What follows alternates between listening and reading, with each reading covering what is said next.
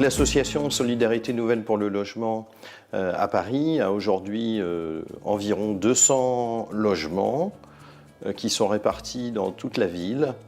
Et cela correspond à un objectif, une volonté de tous les bénévoles qui s'engagent dans l'association de créer des logements très sociaux pour accueillir les familles déshéritées, des familles, des ménages, des personnes isolées dont les bailleurs sociaux ne veulent pas, qui ne correspondent pas aux critères. Nous avons pour objectif d'atteindre la performance énergétique dans tous nos logements, parce que comme nous accueillons des ménages dans la précarité budgétaire, il ne s'agit pas également de leur proposer de la précarité énergétique. Nous divisons le plus souvent par 2, mais quelquefois par 3, par 4, les consommations après les travaux que nous faisons.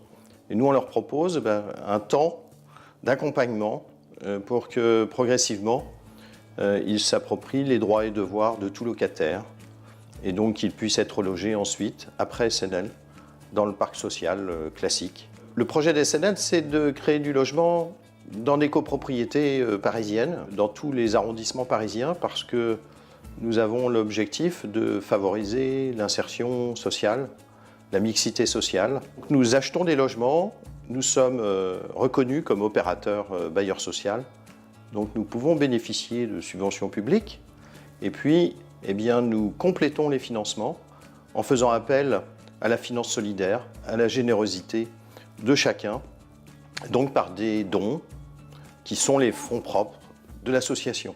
Et grâce à ça, on a des loyers qui sont très faibles. On arrive à 7 500 personnes qui ont eu ce tremplin leur permettant de sortir de la rue, sortir des hébergements d'urgence et enfin d'accéder à une dignité, celle d'avoir son logement.